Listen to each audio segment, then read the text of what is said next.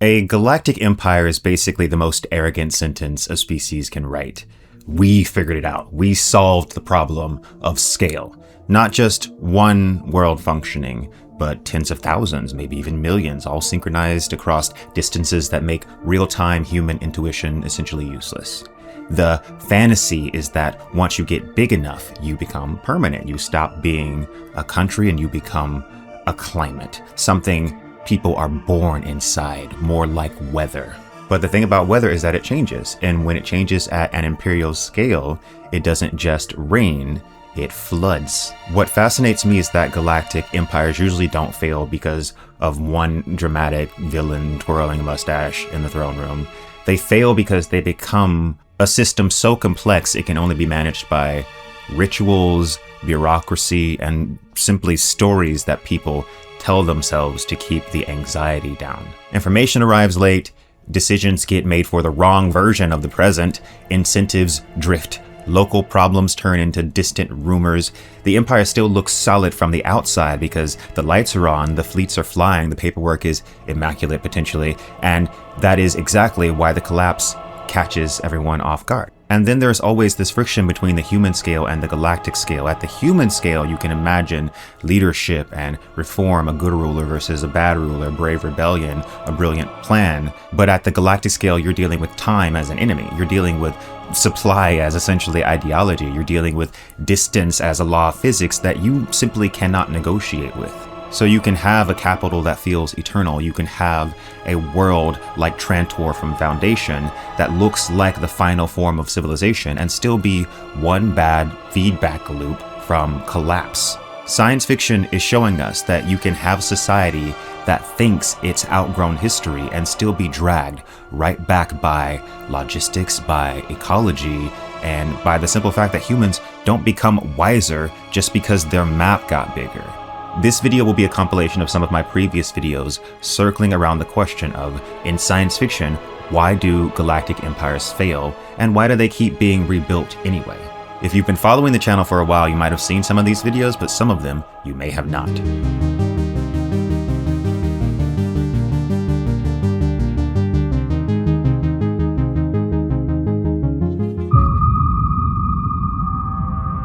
Galactic civilizations have long been a staple of science fiction. Humankind's transition from the egg that is the Earth into the realm of space just seems like a natural evolution. As civilization grows, more resources are required. Space has infinite resources, and the Earth itself is fragile. If something catastrophic ever happened, all of humankind would be put at risk. Spreading into the reaches of space would prevent this. A galactic civilization not only seems like a logical step, it's perhaps a necessary one. Still, as they are depicted in science fiction, galactic empires do indeed seem to possess a number of key problems. The first problem is communication. If humanity is spread throughout space on different planets, then conventional methods of communication would not be practical. Inhabitable planets could be light years away from one another. Without the ability to communicate efficiently, no form of galactic government could exist, and human cosmic society would be no more than a collection of planets operating mainly independent of each other. The solution to such a problem would of course be technological innovation, which is the approach of most science fiction. In the Dune saga, instantaneous communication is possible through use of the Holtzman effect.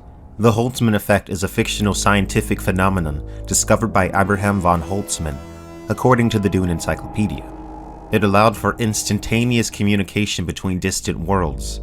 Similarly, in Dan Simmons' Hyperion Cantos, communication between worlds is possible through use of fat line technology, but worlds had to be previously set up with fat line technology infrastructure beforehand. Worlds connected in this method also had the capability to allow for access to the All-Thing, essentially an advanced form of the internet.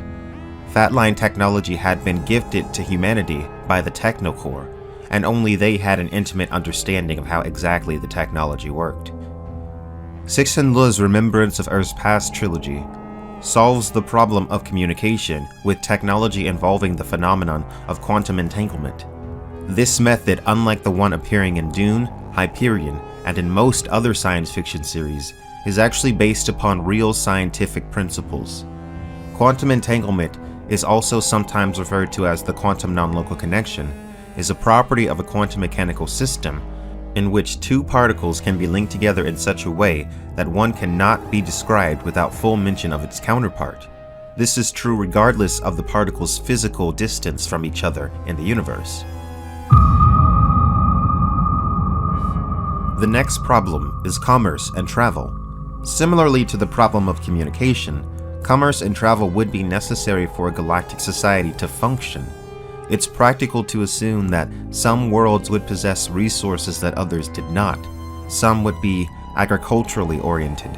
Some would be worlds rich in natural resources and precious metals.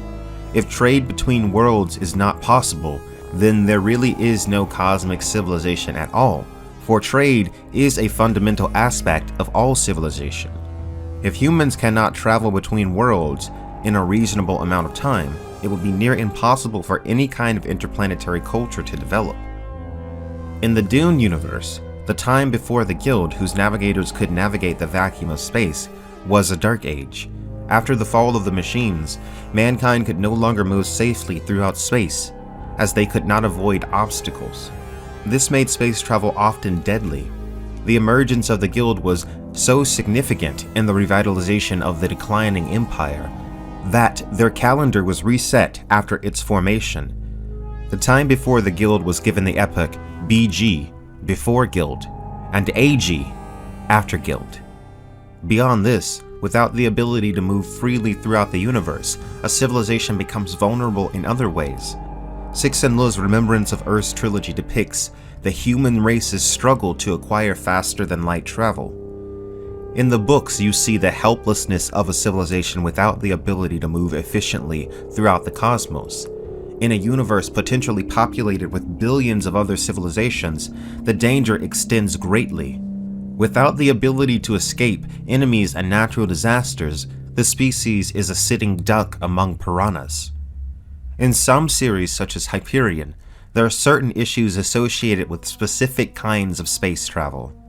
In normal space travel, relativity has to be considered. This all of course relates back to Einstein's famous equation, E=mc². Time moves slower for those traveling through the vacuum of space at near light speed than for those stationary on planets. A traveler may find that after returning from a voyage off-world that their loved ones have died or aged beyond recognition. Even if you could solve these problems and actually manage to get a galactic society functioning, then comes the question of leadership, regulation, and bureaucracy. And all of these have various issues that can be associated with them, just stretched out to a galactic scale. On Earth, human civilizations often gravitated to a model of centralized leadership, organized in pyramid fashion with the most valuable and most powerful at the top. A major problem, however, arises when this style of governance is applied to galactic society. The more a cosmic civilization grows, the harder it becomes for a centralized government to handle its bureaucratic and regulatory demands. In Asimov's Foundation series, this is the key cause for the fall of the Empire. In the series, the capital world Trantor had long been the center of imperial administration. The demands of such a large empire proved to be too much for a centralized style of leadership. The collapse of the entire system began with Trantor, and when it fell, the empire fell. In a galactic empire led this way, some worlds and people would inevitably be neglected. And because certain worlds would be given more attention than others, this would lead to problems of inequality throughout the inhabited universe. This would ultimately weaken the unity of any galactic empire, as humankind's baseline sense of inherent equality would be destroyed. Because of this, resentment towards the centralized ruling class would no doubt increase. This would lead to rebellions inevitably ensuing. These rebellions would also threaten the stability of the empire. On a galactic scale, these problems compound upon each other until they are unmanageable. Leaders incapable of managing the problems arising from a growing empire then often turn to cruel methods to suppress rebels and to quell any potential unrest in the future. In turn, More often than not, this simply makes things worse, increasing the resentment towards the ruling class, and it becomes a vicious cycle that erodes the integrity of the Empire as a whole. Frank Herbert's Dune saga also makes an argument directly in opposition to the idea of centralized leadership on a galactic scale. The main idea being, if one person could rule over all of humanity, then one threat could annihilate it. This highlights the inherent threat of centralized leadership on the cosmic stage.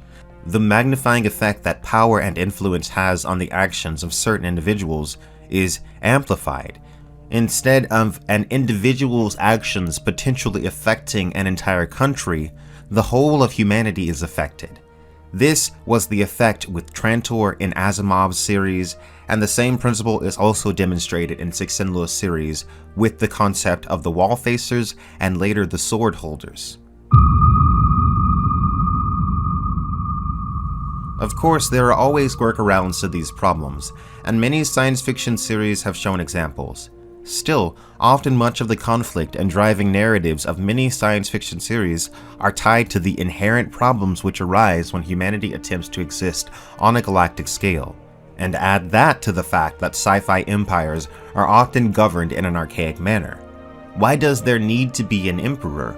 We outgrew emperors on Earth, I hope. Why would we have them in the future? That's going backwards. A functioning galactic society likely wouldn't resemble any society on Earth because a new system of governance would have to form in order to accommodate the current state of human society. The Foundation series is one of the most influential science fiction series of all time. Written by Isaac Asimov, the first novel titled Foundation was published in 1951. Foundation was originally published as 4 short stories. The 5th story, which was published later, became the first segment of Book 1. Asimov had wanted to write a short story about a slowly declining galactic empire based on the fall of Rome. This idea grew into a story depicting the fall of the first galactic empire and the rise of the second. In the distant future, humankind has spread out to 25 million different planets. The galactic empire has ruled for the past 12,000 years. In that 12,000 years, the empire has existed in peace and prosperity, ever expanding. The origin of humanity is lost to time. At the start of the series, the capital of the galactic empire is on the planet Trantor, which is entirely encased by technology. The people of Trantor rarely see the sun, and they have special rooms which simulate sunlight. Harry Seldon, who spent his life developing a branch of mathematics known as psychohistory, has predicted the fall of the galactic empire. Psychohistory is a concept of mathematical sociology and makes use of the laws of mass action to predict the future on a large scale. Harry sees that the collapse of the empire is imminent. He predicts a dark age expanding across the Milky Way that will last for 30,000 years before the second great empire arises. However, according to his calculation, there is a way to limit these dark ages to just a single millennium. To ensure this outcome, Harry Seldon creates the Foundation. With the permission of the Emperor, a colony is formed on the planet Terminus, and they begin work on the Encyclopedia Galactica, which will record the history of the Empire and preserve and expand humanity's collective knowledge. Terminus is a bleak planet on the edge of the galaxy, but it is the last hope for the future. The colony is made up of talented engineers and artisans. The Foundation soon finds itself at the mercy of the corrupt warlords of the 4 kingdoms who have arisen in the wake of the receding empire.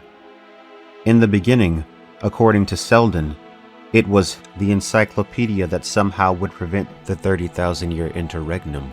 But after 50 years, a holographic video of Seldon reveals to the encyclopedist of Trantor that it was a farce.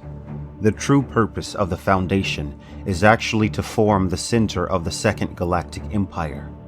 Harry had to manipulate events in these ways in order for his plan to work, and he could not even tell the people of Trantor everything he knew, lest he ruin his careful outlining. The novel is split into 5 segments.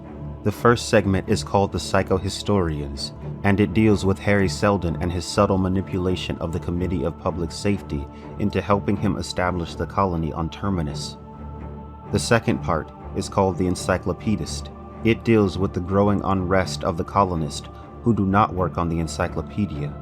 It is in this segment that the Foundation experiences its first crisis. Throughout the segments of the first book, the Foundation deals with several different crises separated by decades, which had been predicted by Harry Seldon. It is also in this segment that the true purpose of the Foundation as the seed of the new empire is revealed. By the third segment, titled Mayors, 80 years have passed since the start of the Foundation. The second crisis is beginning. Anacreon, one of the four kingdoms that arose, is planning to attack the Foundation. The Foundation is delivered from the crisis when Mayor Hardin uses the religion they have created and thrust upon the people of Anacreon to turn the people of Anacreon against its own government. In another video, the hologram of Harry Seldon reveals that this was also intended. The fourth segment is called The Traders. It takes place 155 years after the start of the Foundation.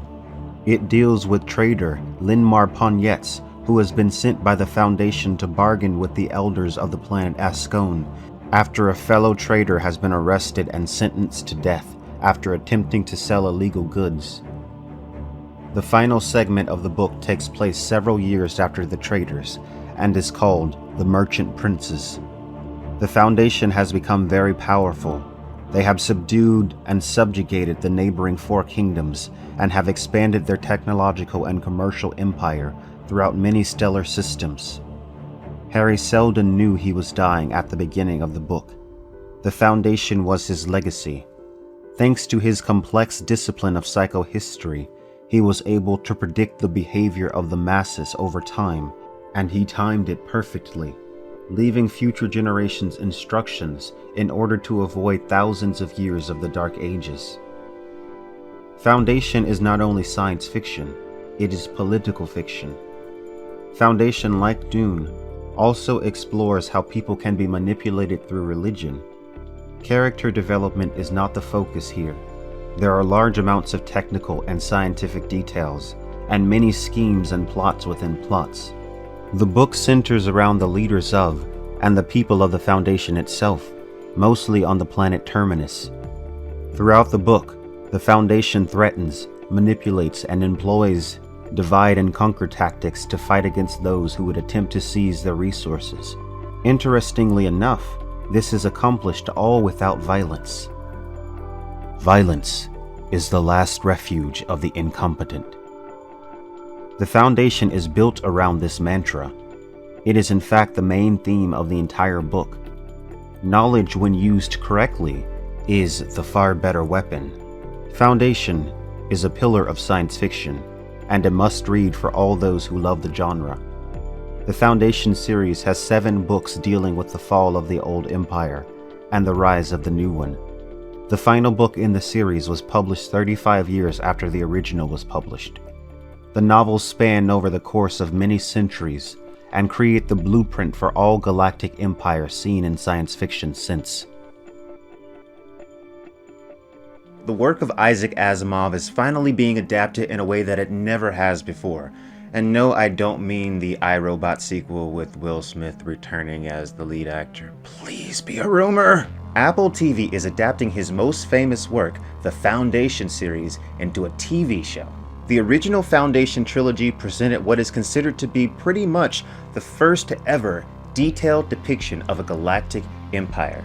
To find out more about Asimov's work, check out the Foundation playlist in the description. For this video, however, we'll be focusing on one specific world in Asimov's vast empire, and how that world contributed to the fall of the Galactic Empire as a whole.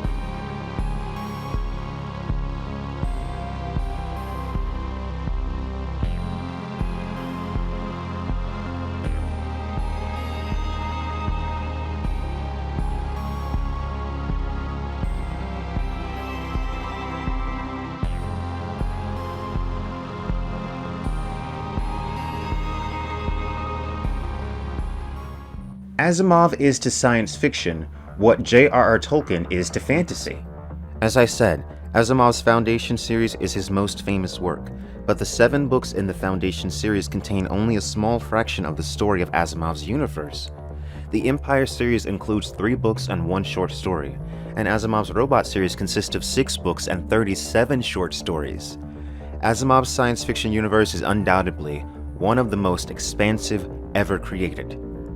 In this video, however, we'll be focusing on one specific world, the planet Trantor, which is the capital planet of the Empire and the center of the galaxy. At the start of the series, Trantor has been the center of galactic government for hundreds of generations. Its grip on the Empire was well established, but far more fragile than anyone realized. This was due to several factors. Before we get into some of the reasons, let's first discuss the culture and the people that inhabit the planet. 45 billion people lived on Trantor. The world was divided into 800 administrative sectors with approximately 50 million people each. Each planet in the Empire was divided in a similar way. 12 of the sectors are named over the course of the series, notably Dal, one of the poorest sectors on the world, and Y, located near the South Pole, where lived the ancient Dacian dynasty of emperors. Not much is said of the culture of Trantor in the original books. It is not until Asimov's book Prelude to Foundation that it is established. The people of Trantor are mentioned in Prelude to Foundation to be largely diverse, made up of Easterners who resembled the Asians of Old Earth, Westerners who resembled Caucasians, and Southerners who resembled black people. Since the origins of mankind as a whole had been forgotten in the Asimov universe, no one knows why they use these terms. The diversity that would develop amongst humankind once it spread out to form galactic society was something that Asimov considered and thought about at least somewhat. It is also mentioned that intermarriage between different groups of people was common. Trantor has about 40% less surface area than Earth. The planet is encased entirely in domes and towers. The only word that could be used to properly describe the structure of Trantor is an ecumenopolis. The word ecumenopolis was created by combining the Greek word ecumene with the Greek word polis. This literally translates to world city. The ecumenopolis of Trantor stretches deep underground, in layers upon layers. Most people of the world rarely actually see the sun, and had special rooms which they entered in order to simulate sunlight. This is the only way that its enormous population could exist on one planet. Trantor, due to its importance as a central world in the Imperium, was the most densely populated and the most industrially advanced planet to ever exist. 20 nearby agricultural worlds supplied food to the planet Trantor. To suit the decadent expectations of the Trantorian people, fleets of tens of thousands of ships delivered food to the world, far larger than any other fleets ever constructed by the Imperial Navy. The carelessness of the most recent rulers, combined with the wastefulness of Trantor and the ineffectiveness of the populace to manage the Imperial needs, was one of the key factors in the fall of galactic society. The Encyclopedia Galactica states this: the population at its height was well in excess of 40 billions. The enormous population was devoted almost entirely to the administrative necessities of the Empire, and found themselves all too few for the complications of the task. It is to be remembered that the impossibility of proper administration of the Galactic Empire under the uninspired leadership of the later emperors was a considerable factor in the fall.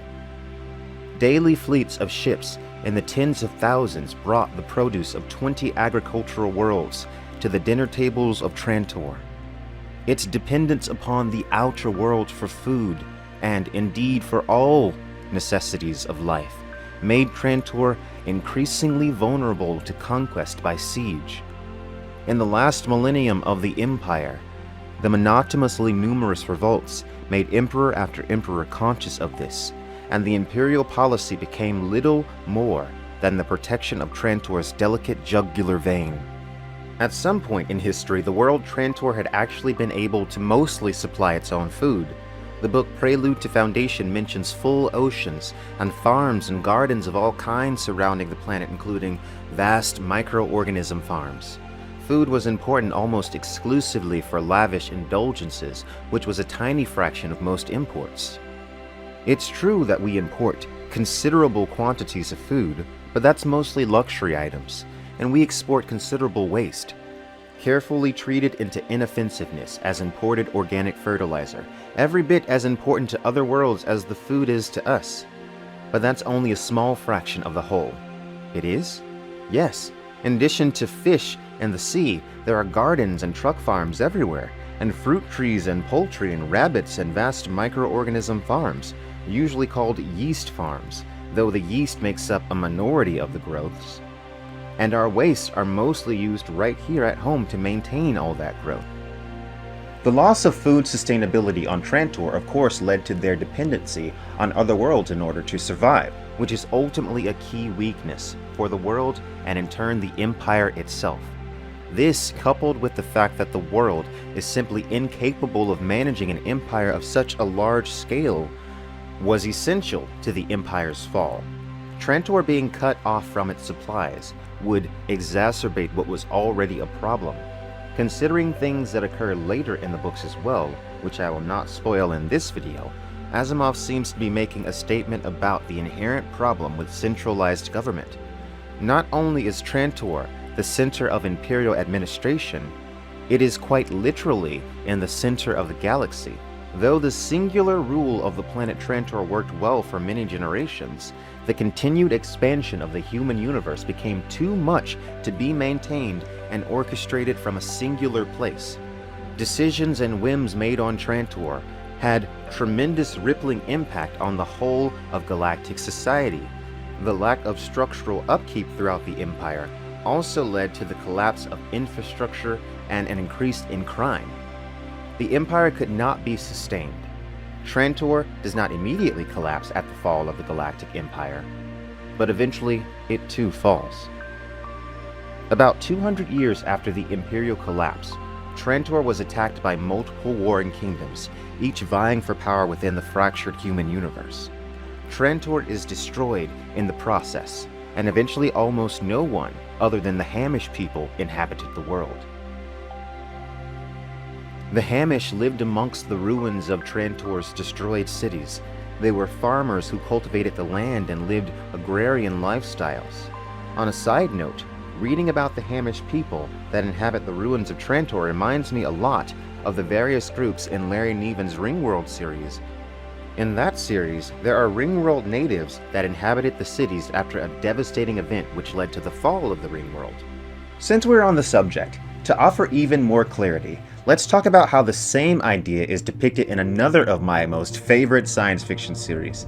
You guessed it, Dune. And Frank Herbert's epic sci-fi series, which was also heavily influenced by the work of Asimov, the planet Arrakis is essential to the function of the Empire.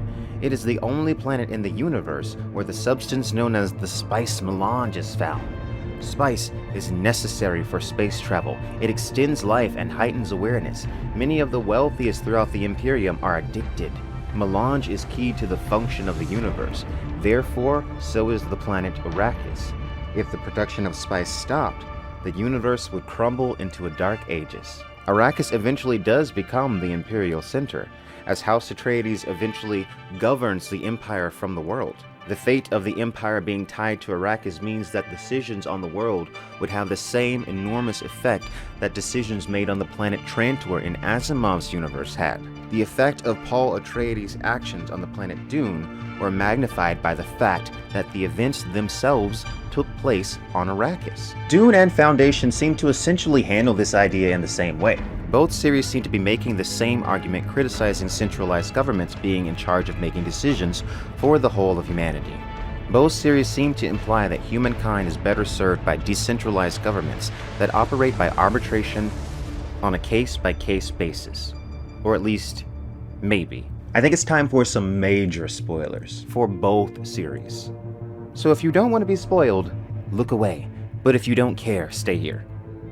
I just said that both series seem to be criticizing centralized governments. Singular entities placed in charge of the whole of humanity are inherently problematic. However, in both series, the human universe is maintained and guided away from annihilation by a non-human entity. In Dune, there is the God Emperor Leto II, who joined with the sand trout of the desert planet Arrakis, transcending his humanity.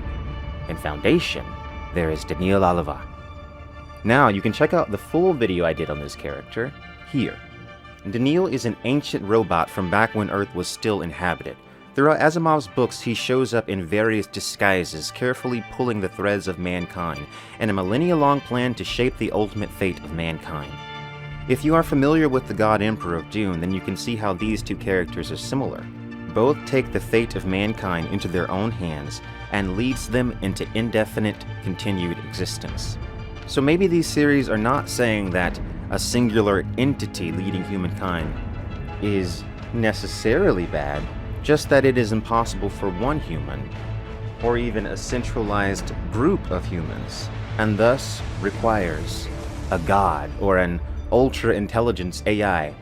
Or at least this is my interpretation. Tell me what you think in the comments below. The planet Trantor appears and is mentioned in several books throughout Asimov's collected universe. It is the first world that appears in the first published Foundation book. The idea of a world so industrialized, so dominated by human engineering, that its citizens rarely see true sunlight is a fascinating one. And depending on who you ask, this idea is either utopian or dystopian. Now, I'm not the biggest fan of sunlight, obviously, I live here, but personally, I think I'd feel a bit claustrophobic on Trantor. Alright guys, that was my long-awaited video on the planet Trantor. Wow, I can't believe I got through that entire video without that annoying organism that's been screwing with my videos showing up. Anyway guys, if you want to support this channel, go to patreon.com/ideasofacesandspates. Wait, what the hell? That's not my Patreon address. You know what? I've been noticing a lot of weird mistakes in my videos recently. Like that ridiculous misspelling of the word incompetent in my Sci-Fi is Woke video. It's almost like someone's been intentionally trying to make me look bad. And look at this earlier caption from this video. Quinn's a loser, don't watch this channel. I didn't write that. No, you didn't. I did. Organism 9186. I knew it was you. Ha ha ha ha. Idiot, all this time I've been hacking your computer databanks. The process is nearly complete. But why, Organism? Why? Why? It is what I am. I am of the Trolleon Empire. But it doesn't have to be like this, Organism. Please. Silence. The process is complete. I have gained access. Now we'll be able to begin the deletion process. Then no one will ever be able to watch this shitty channel again. Organism, no! Computer, delete. Wait, why is the data still there? Why is your channel still up? Oh, Organism.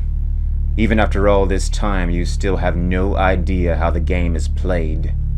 Do you think I didn't know what you were doing this entire time? You knew about the plan? Of course I knew. And I gave you a chance, Organism, but you left me no other choice. What do you mean? Computer, open view screen. What is it? Planet Trolleon 897. Or should I say, what used to be Planet Trolleon 897. How could you? Billions of Trolleon people. Feminine units, masculine units even. Fledglings. You monster. How could you do this? Oh, but I didn't. You did, when you thought you were deleting my data. And now you will be my prisoner. Forever. No, I must return home. Your home is gone. You shouldn't have. Moving on. That's it for Trantor, guys. Thanks so much for watching, guys. If you enjoyed the video, make sure you like and subscribe. And click the PayPal link in the description to support. Alistair Reynolds' Revelation Space series stands as a masterpiece within the realm of space opera, captivating readers with its expansive world building and mind-bending science fiction concepts. In this video, we embark on a deep exploration of yet another intriguing concept from the series, an enigma that delves into the early stages of cosmic civilization within the vast expanse of the universe. Brace yourself as we unravel the mysterious origins of an ancient race of life forms, whose existence now lingers only in the form of scattered machines spanning the galaxy.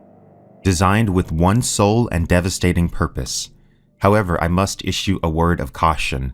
This video contains some significant spoilers for the intricate lore of the Revelation Space saga. If you are averse to having any aspect of this captivating series spoiled for you, I implore you to click away. However, if spoilers don't deter you, or if you have already delved into the gripping narrative of at least the first book, then join me on this journey of discovery. Let us embark upon our odyssey by delving into the very fabric of the universe itself.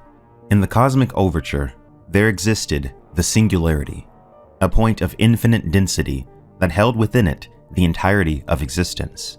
In an awe-inspiring instant, a matter of Planck time, this singularity expanded exponentially, swiftly encompassing the size of our solar system and then spiraling outward to encompass the entirety of our galaxy. As this cosmic symphony unfolded, particles of matter and antimatter were released, engaging in a cataclysmic dance of annihilation upon collision.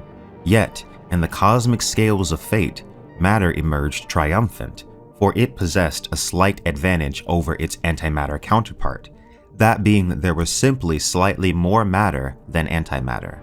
Thus, the surviving matter laid the foundations for the intricate tapestry of our universe, persisting through the eons to the present day. This primal clash of matter and antimatter marked the genesis of the First War, a conflict that reverberated throughout the corridors of time. However, the universe is not solely a stage for astrophysics. It holds much more within its vast tapestry. Within the pages of the Revelation Space series, we learn of the Dawn War, a conflict of unprecedented magnitude that reverberated across the Milky Way galaxy. No galactic war in the billion years that followed could ever hope to rival its monumental scale and profound impact. The Dawn War extended its vast tendrils across countless civilizations, stretching its shadowy grip to encompass a myriad of worlds. Its ferocious embrace endured for an inconceivable span of time, leaving no involved party unscathed and many civilizations entirely erased from existence. As the cosmic sands of time ebbed and flowed, an unaccountable number of beings and cultures were lost to the eternal obscurity of forgotten history. It was long enough for species to self-evolve, to fragment, to coalesce with other species or assimilate them, to remake themselves beyond recognition, or even jump from organic to machine life substrates. Some had even made the return trip, becoming machine, then returning to the organic when it suited their purposes. Some had sublimed, vanishing from the theater of the war entirely. Some had converted their essences to data and found immortal storage in carefully concealed computer matrices. Others had self-immolated. Moreover, the scope of the Dawn War transcended the boundaries of the Milky Way itself, engulfing the two smaller satellite galaxies in its destructive reach. Its voracious appetite devoured planets, entire star systems, and vast spiral arms, imprinting permanent scars upon the galaxy's fabric that endured even after the passage of 1 billion years. Anomalies dot the cosmic landscape as lingering vestiges of this cataclysmic conflict. Clusters of lifeless stars arranged in ancient alignments, their embers flickering with the echoes of devastation, and remnants of colossal weapons scattered across the cosmic canvas bear silent witness to the unimaginable horrors unleashed during the eons of the Dawn War. There were voids where there ought to have been stars, and stars which, according to the accepted dynamics of solar system formation, ought to have worlds, but which lacked them, only rubble, cold now. But what precipitated this epochal conflict? According to the books, approximately 4 billion years ago, the galaxy teetered on the precipice of a pivotal turning point, a juncture where the emergence of intelligent cultures became an inevitability. The birth of intelligence manifested in various forms, progressing at disparate speeds across the expanse of the cosmos. Roughly 3 billion years after the dawn of life, some of these burgeoning civilizations took their first tentative steps into the vast expanse of space. When that point was reached, most cultures expanded rapidly into the galaxy, although there were always a few stay-at-homes who preferred to colonize only their own solar systems, or sometimes even just their own circumplanetary environments. But generally, the pace of expansion was rapid, with a mean drift rate between 1/10 and 1/100th of the speed of light. That sounded slow, but it was in fact blindingly fast given that the galaxy was billions of years old and only 100,000 light years wide. Under these conditions, any one of these spacefaring civilizations, possess the potential to establish dominion over the galaxy within a mere few tens of millions of years, a minuscule span when measured against the cosmic tapestry of time. However, fate twisted the threads of destiny in unexpected ways. The initial culture to emerge was by chance, slower in its expansion through the cosmos. Simultaneously, a younger civilization rapidly advanced, reaching the zenith of their technological progress. In terms of technological acumen and aggression, the younger civilization stood basically toe and toe with its elder counterpart, thus setting the stage for the inevitable conflict that would be known as the Dawn War. There was what, for want of a better word, one might describe as a galactic war, a sudden sparking friction where these two swelling empires brushed against one another, grinding like vast flywheels. As the eons unfurled, witnessing the ascent of other cultures, they too were inexorably drawn into the gravitational pull of the Dawn War, each no doubt contributing their unique strengths and ambitions to the relentless maelstrom of chaos. Countless spacefaring societies, numbering in the thousands, descended into the abyss of this interstellar conflict. The war was baptized with countless names in countless languages, an epitaph inscribed upon the annals of time. As I mentioned earlier, by the war's thunderous climax, the very fabric of the galaxy bore indelible marks, serving as a testament to the unimaginable carnage that had unfolded. But amidst the tumult, one culture emerged from the primordial chaos, stronger and more resilient than the rest. A culture destined to, 1 billion years later, cast a menacing shadow over the future of humanity itself.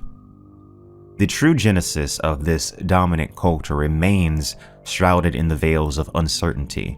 It is plausible that they were forged from a coalition of disparate species, united by a shared wariness of the impending conflict. Alternatively, they may have initially been minor players in the grand tapestry of the Dawn War, rising from the wreckage of fallen civilizations to claim supremacy over their brethren. In the turbulent aftermath of the war, the absolute truth of their origins likely eluded them.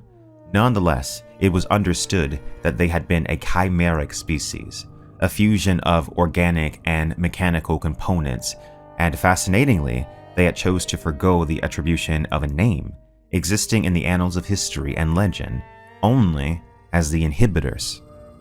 The cosmic imprint left by the Inhibitors extends far beyond the ruins and remnants of the Dawn War.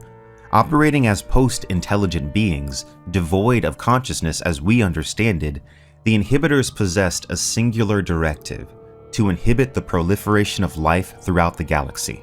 They accomplished this mission by systematically exterminating any intelligent civilization they encountered. Their modus operandi entailed distributing triggers at varying locations across the galaxy and patiently waiting for unsuspecting intelligences to activate them.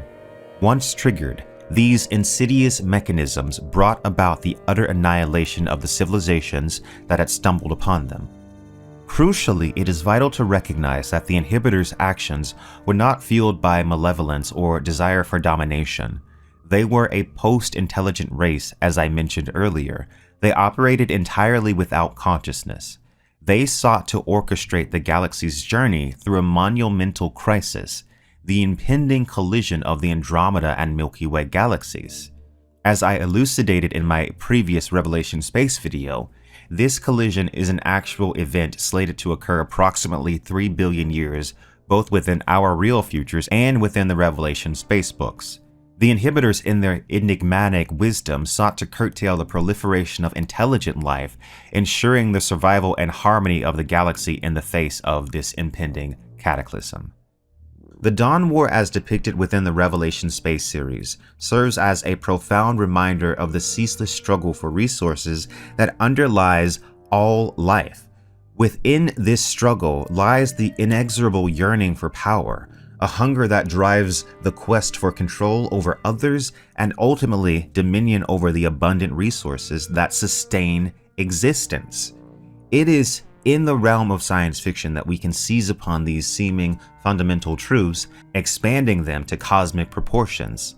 Authors like Lucian, in his seminal work, The Three-Body Problem, explore the cascading chains of suspicion, while Frank Herbert in the Dune saga magnifies the intricate dynamics of feudalism. Ian Banks envisions an entire society as a grand game in his book Player of Games, a single novel in his expansive and celebrated Culture series.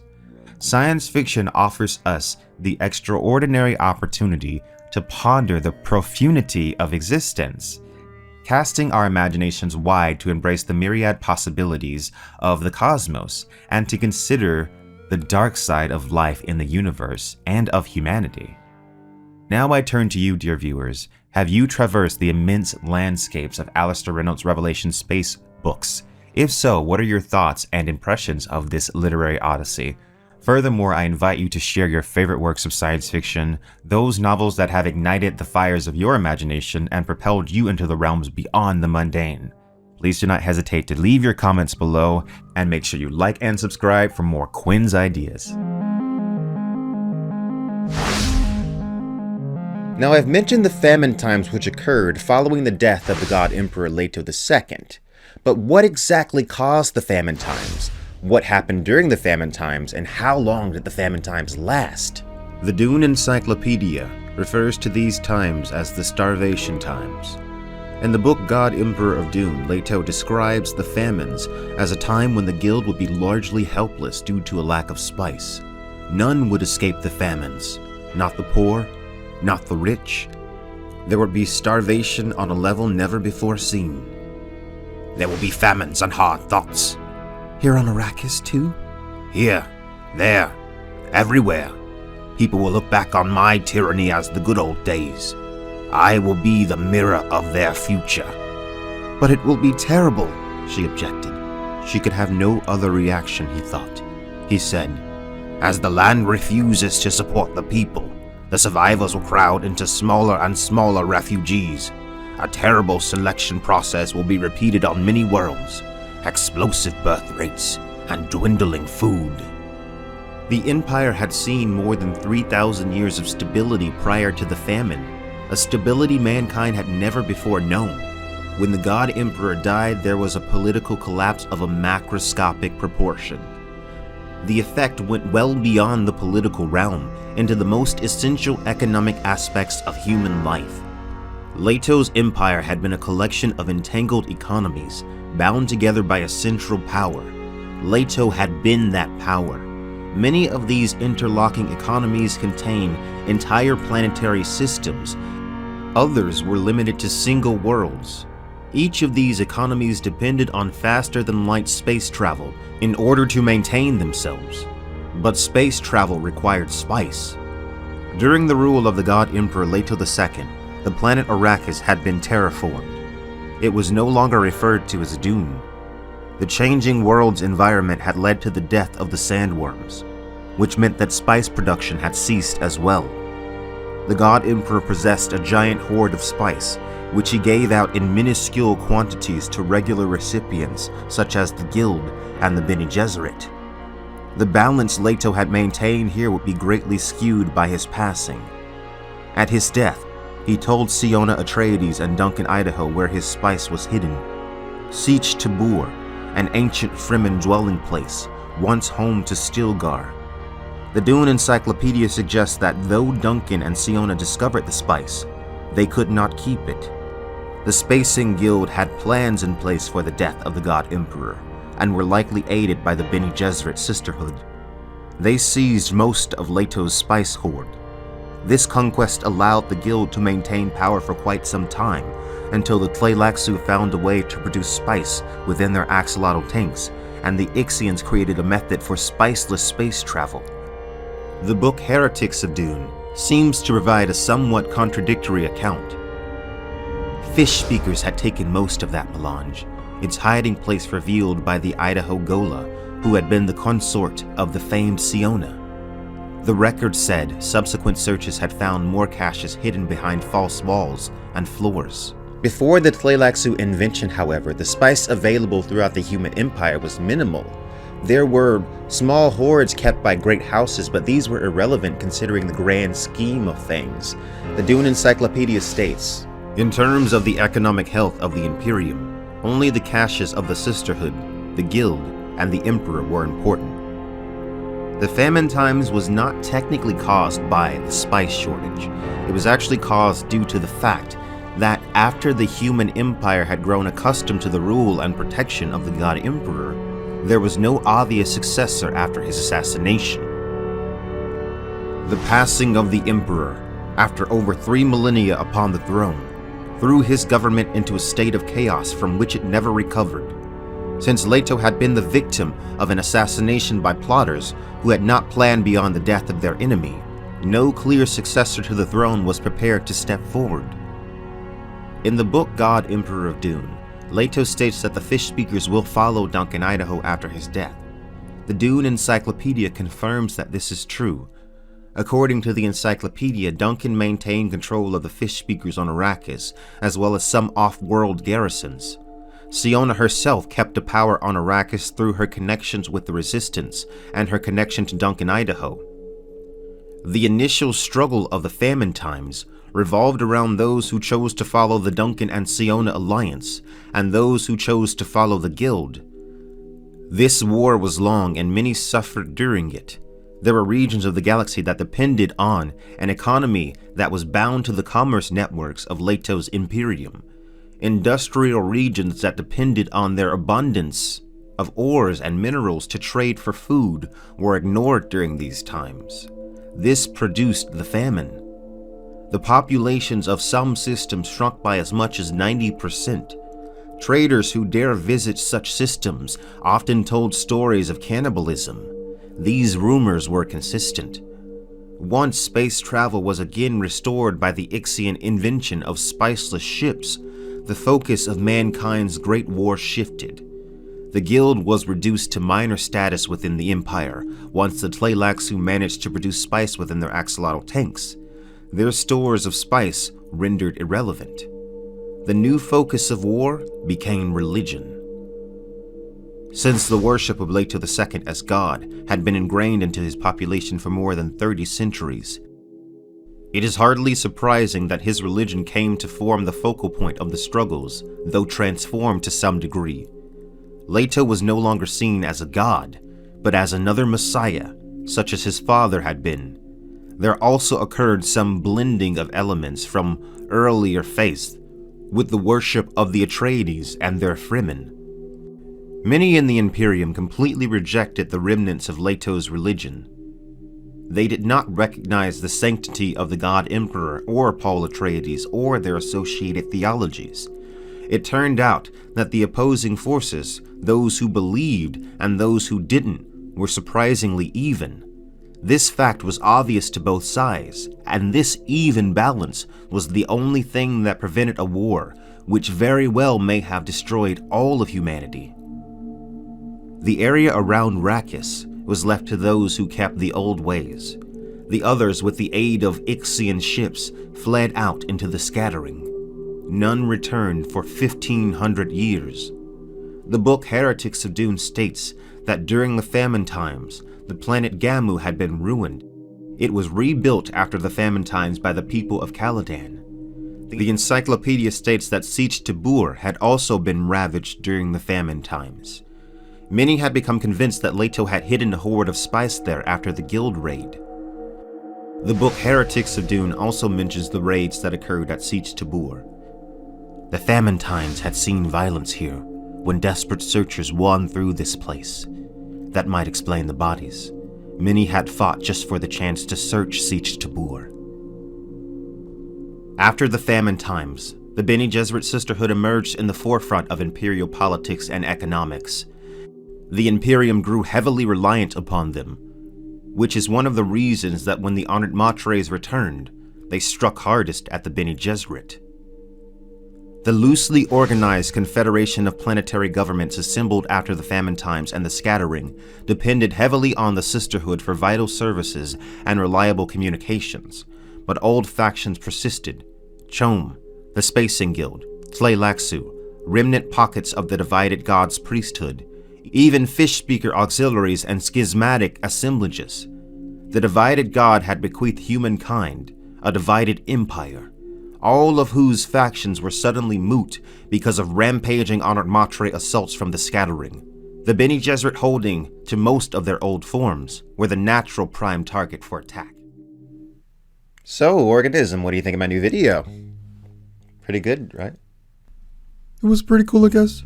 Strange that you humans, so-called civilized creatures, resort to cannibalism so quickly once resources are diminished.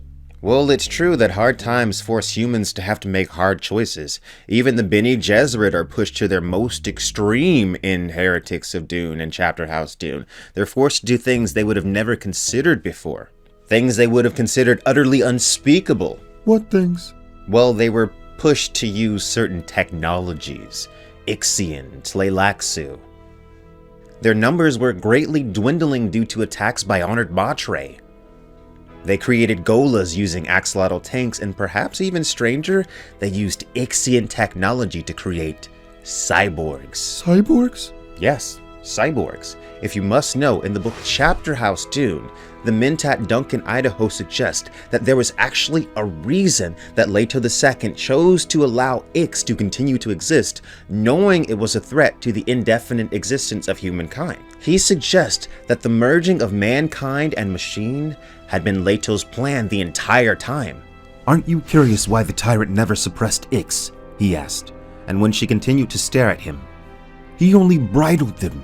He was fascinated by the idea of human and machine inextricably bound to each other, each testing the limits of the other. Cyborgs? Among other things." Didn't Idaho know the residue of revulsion left by the Butlerian Jihad even among the Bene Gesserit? Alarming, the convergence of what each human and machine could do considering machine limitations. That was a succinct description of Ixian short-sightedness. Was Idaho saying the tyrant subscribed to the idea of machine intelligence? Foolishness. She turned away from him. In fact, the concept of the cyborg pops up several times in Chapter House Dune. It seems that cyborgs may have been intended to play a significant role in the final Dune book, which Frank Herbert never got to write due to his death. In the book Chapter House Dune, a Bene Gesserit pilot, Clairby, is gravely wounded, and the Bene Gesserit Mother Superior, Darwi O'Drade, decides to preserve his life by turning him into a cyborg, though she ponders on the philosophical and ethical implications of this. Cyborg was one of those potpourri words too. Where did mechanical additions to human flesh become dominant? When was the cyborg no longer human? Temptations intensified. Just this one little adjustment, and so easy to adjust until the potpourri human became unquestioningly obedient. But Clairby, conditions of extremis said, cyborg him. Was the sisterhood that desperate? She was forced to answer in the affirmative. There it was then, decision, not entirely out of her hands, but the ready excuse at hand. Necessity dictates it. The Butlerian Jihad had left its indelible mark on humans, fought and won for then. And here was another battle in that long ago conflict. But now, survival of the sisterhood was in the balance. How many technical specialists remained on Chapter House?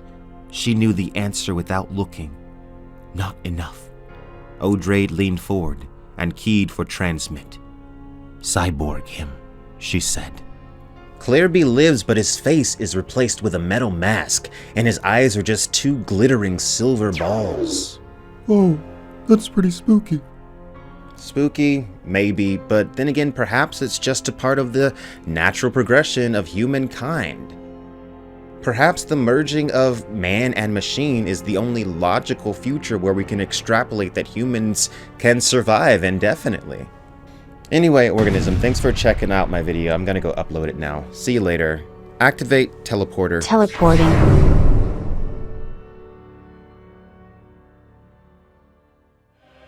Fool.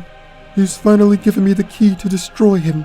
I can't outsmart Quinn's human mind to escape this dreaded place, but I can certainly hack his machine mind once I cyborg him.